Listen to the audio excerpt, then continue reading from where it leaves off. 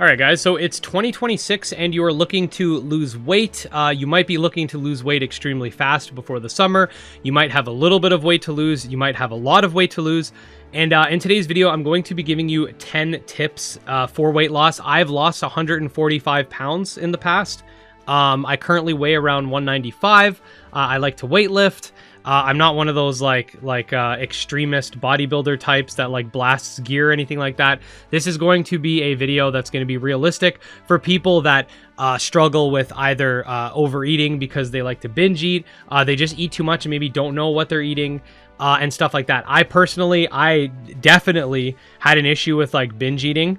That was a big issue for me. It's like whenever I'd get really stressed, I just want to eat until I can't feel anymore. I've gotten past that. I mean, I still have days where I eat maybe a little bit too much, but I've been mindful of those things. And I think that as someone who has lost that much weight and has been able to keep it off and maintain like a maintenance range since then, I think this would be a good video for those who need help with that. Especially because if you think about it, a lot of people giving diet advice have never actually been fat.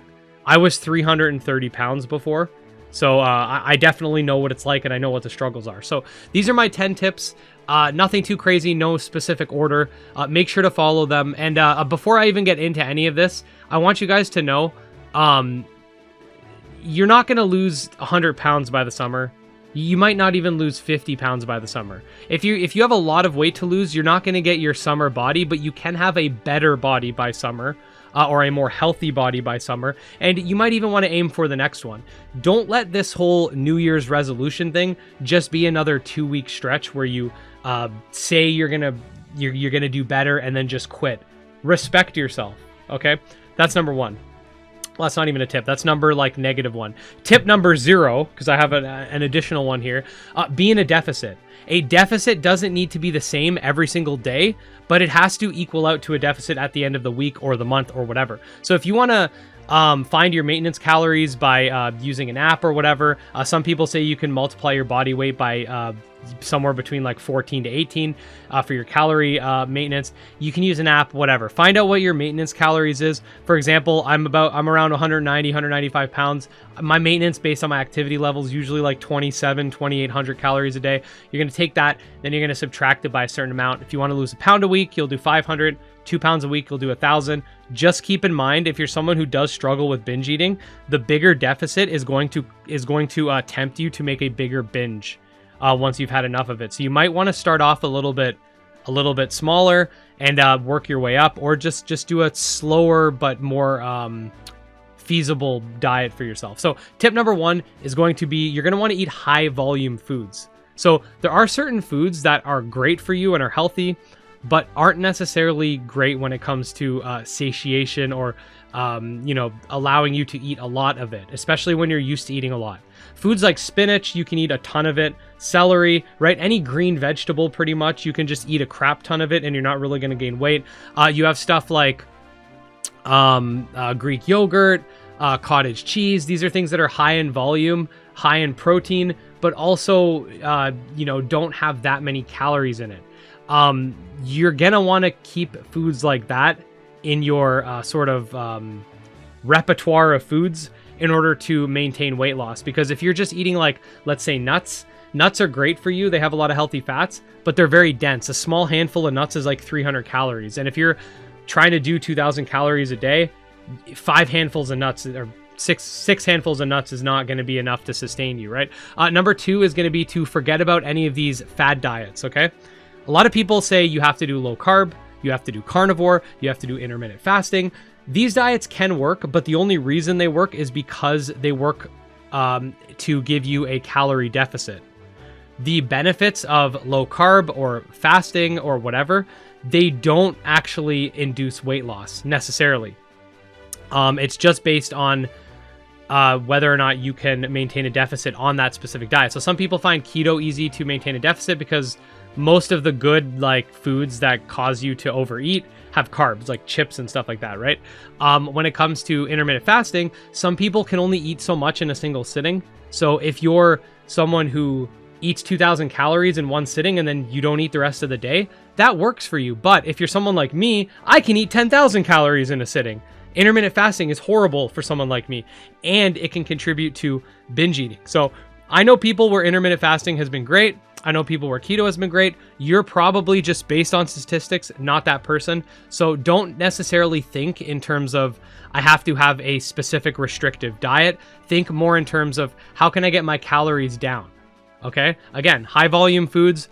Don't think about fad diets. You're going to want to weight lift as well. Resistance training is great. It allows you to put on muscle while losing weight. Especially if you're new. A lot of people think they have to bulk first. You don't. If you have excess body fat, you've already bulked. Your body will use that body fat as nutrients in order to induce muscle growth.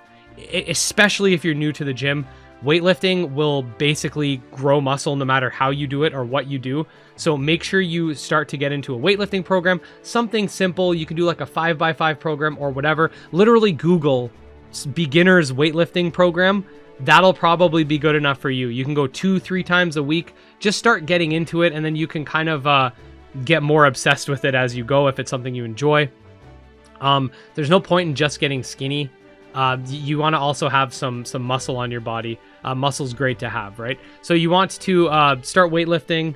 And it's nice too, because as you weightlift, you're trying to beat what you did the week before. So it gives you a sort of progression system, because number 4 is respect the scale, but don't obsess over it. The scale is going to fluctuate from day to day, just based on sodium intake, based on how much food you're eating, not necessarily based on the deficit itself. So right now I'm actually doing a bit of a mini bulk, right? So once I got off my cut, I instantly gained like 15 pounds just of food and water, because my sodium went up and the amount of carbs I was eating went up, and there's just food in my system. Okay. Even the days like yesterday, I ate 3,000 calories, but I burned 1,000 on the bike. And if you want to argue that the bike's not 100% accurate, let's just say 800. Still would have put me in a deficit, right? But I actually went up 2 pounds, right? Just because of the food I was eating had more water retention. I maybe didn't poop it out yet. So you're going to see fluctuations on the scale. So you want to respect the scale, like on average. You want to sort of take the average weight, but you don't want to obsess over all of the highs and lows, because that's just a thing that's going to happen. Number 5 is going to be, don't over restrict. If you tell yourself, I can't eat sugar, I can't eat carbs, I can't eat this, I can't eat that, you're going to have a cheat day and you're just going to eat all of it and gain all your calories back from the week. You can have one cheat day that ruins your whole week. It's very possible if you have a big appetite. And if you're a really big person and you have the ability to eat those foods without even trying, it's going to happen. Some people, when they go to maintenance, they actually keep a 500 calorie deficit all week. And then on one day we'll have a cheat day, and that'll put them back to maintenance because they know how they are, right? So that's one thing. That's what I was actually doing for a while. I was doing like a deficit during the week, and then on my days off, eating whatever I wanted, pretty much like within reason, like not binging, but eating some good foods and stuff. And that had me at maintenance for a while. So don't think you can just be in a diet through the week and then have a crazy cheat day. If you want to have a cheat day, you can have a cheat day.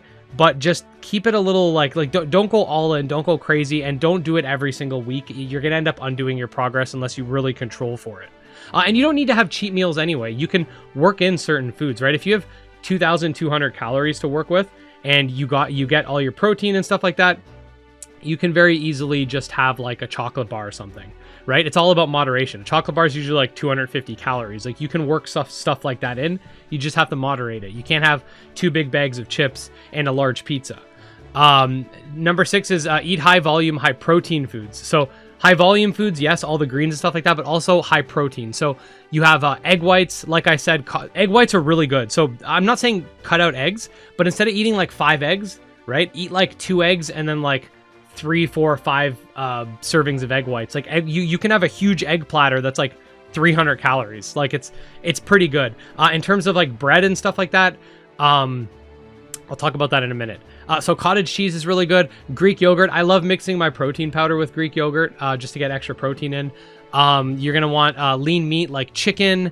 You can get extra, I don't know what it's called in the States. I think it's called like 95% or 90%. But we have in Canada, we have extra lean ground chicken, extra lean ground beef. That's like the most lean one. You have tilapia, and you want to try to get 1 gram of protein per pound of your lean body mass, or If you want to be a little safer, your goal body mass. So if you're 250 pounds, you want to get down to 185, try to at least get 185, maybe even 200 grams of protein a day. That's more than enough. You don't need to get 250, especially if you're like 400 pounds, you don't need to get 400 grams of protein. Like that'll give you the appetite satiation effect, because protein takes longer to break down, and it does boost your metabolism a little bit because there is something called the thermic effect of food. Protein takes more to break down, but it's not going to be by enough to justify like eating like 400 grams of protein and trying to get that in with like 2,500 calories, because you're basically just going to be chicken at that point, right? So you want to have some moderation with that. Also, eat high volume, high fiber foods. Fiber helps you poop and it keeps you full. So don't buy Wonder Bread or any of that trash like fake bread. Get like sourdough, multigrain bread, stuff like that. Like I said, broccoli is really good. Spinach is great. I mentioned spinach before. It also has a lot of magnesium and potassium in it. That's like one of the best foods for like just everything. Spinach is amazing. Smart Pop popcorn is I'm gonna mispronounce it. The Orden Reckenbach, whatever they're called. They have this thing called Smart Pop. They're like 200 calories per bag, decent amount of fiber. You can also just home pop your popcorn if you don't want any butter on it. I mean, they have like butter alternatives and stuff like that. But if you get the Smart Pop, that's already like flavored or whatever. Be reasonable with your deficit. This is another thing about like don't over restrict. You basically want to be able to keep your deficit going. If you go like balls to the walls, like burn 1,000 calories a day on with extra cardio, and then like restrict 1,000 from your maintenance already on top of that, so you're like in a 2,000 calorie deficit, you're gonna burn out. You're gonna lose muscle. You don't want to lose muscle. Like the scale number is not good if you're losing muscle, okay? And weightlifting is gonna help you see if you're maintaining your muscle, if your lifts are able to stay the same in relation to your body weight. Yeah, don't over restrict. You'll lose muscle, you'll burn out, and you'll probably end up getting fatter. Don't rely on the motivation of today. So this goes back to the whole January thing. January is just a month. It doesn't matter that it's a new year. 2026 doesn't need to be what defines what the new you is going to be. Have enough self-respect in order to achieve the goals in which you set for yourself. It's not about waking up with motivation. It's about waking up with the discipline in order to strive for what you want. If I were to have tried to lose weight with just motivation, I would have never lost all that weight. I got fat because I didn't have respect for myself. I didn't have respect for my health, and I was using poor coping mechanisms. Now, if you don't, I don't want people to take this video to think like being fat is bad or anything like that. Like some people go into that camp. I'm not one of those people. If you don't care about like the health aspects of being like morbidly obese, and you like, if you don't care, that's fine. Like that's your decision. But if you do want to get in a better place and you want to look a certain way, have that self-discipline and have the respect for yourself. If you're the type of person, a lot of people are like this. If you tell someone else, I'm going to do this, and you always follow through for yourself. You should respect yourself just as much, if not more than everyone else. And don't make excuses. Oh, I have kids. I have kids too. Oh, but I don't have time to cook all these extra meals. If you have time to watch this video, you could put this video on the side while you meal prep or while you make your whatever. Or you can go get a rotisserie chicken from the grocery store. A lot of times they're actually cheaper than buying the chicken you have to cook. Okay? There are lots of things you can do in order to facilitate weight loss. If you think about it this way, weight loss takes less time than weight gain. Eat less. That's less time to eat, right? There are certain mental factors to it and stuff like that, but if I can work 10 hours a day, excuse me, my phone's ringing. If I can work 10 hours a day, do a 3-hour commute total, have 2 kids, have a YouTube channel on the side, not even this one. This is a second YouTube channel. I have a main channel with like 117,000 subscribers that I have to maintain, and do all these things and still lose weight, you can too. You can do it. If you have kids, right? Cook healthier for your kids too, right? You don't have to eat chicken nuggets every day. Your kids shouldn't be eating chicken nuggets every day. Like that's a common parent excuse I see. And the last one is do some zone 2 cardio. Zone 2 is basically like a faster paced walk, essentially. Try to get your steps in. Don't necessarily have to do like HIIT, which is like high intensity interval training. A lot of people like to push that. I think most people who are heavily overweight shouldn't do that. It might actually be bad for your heart. And furthermore, if you're someone who has trouble just moving because you're so big, just getting your steps in is great. I bought this off Amazon for like $30. It's basically a step counter, right? I don't know if you can see it on the screen, but basically I try to get 10,000 steps a day, right? You don't, if you want to, I also have a bike upstairs in my bedroom. Like I like to watch TV while I sometimes will do the bike, right? Especially if I'm eating more, like I'm on vacation right now, so I'm going to eat more food. So I want to get some cardio in so I can kind of offset it a little bit.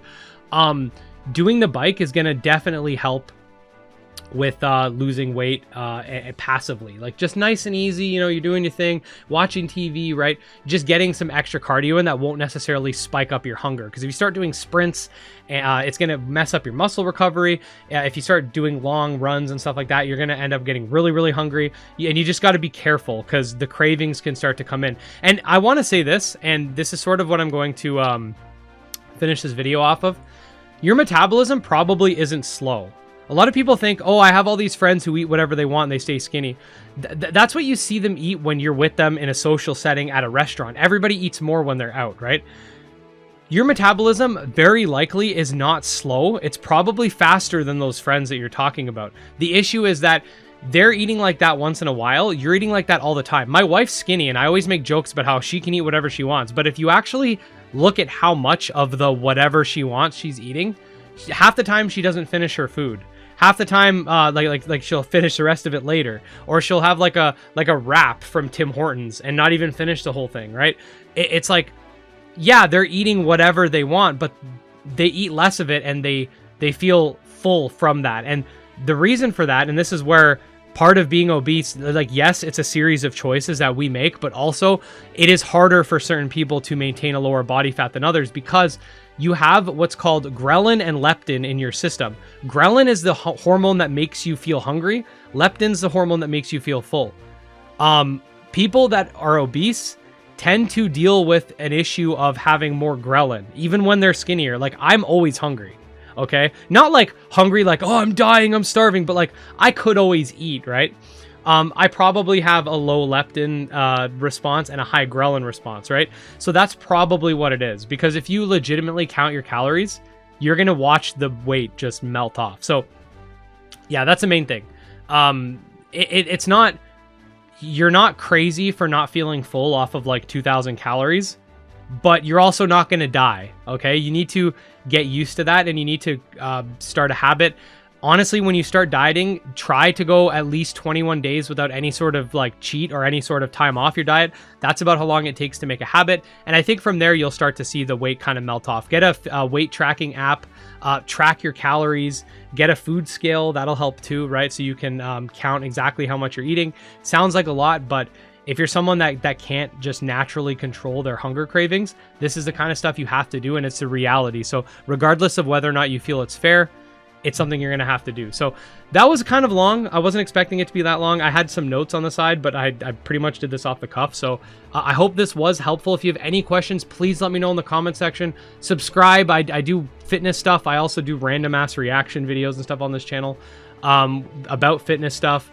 And yeah, that's pretty much it. I'll see you guys later. Hopefully this helped. Again, if you have any questions or any tips, leave them below. Bye.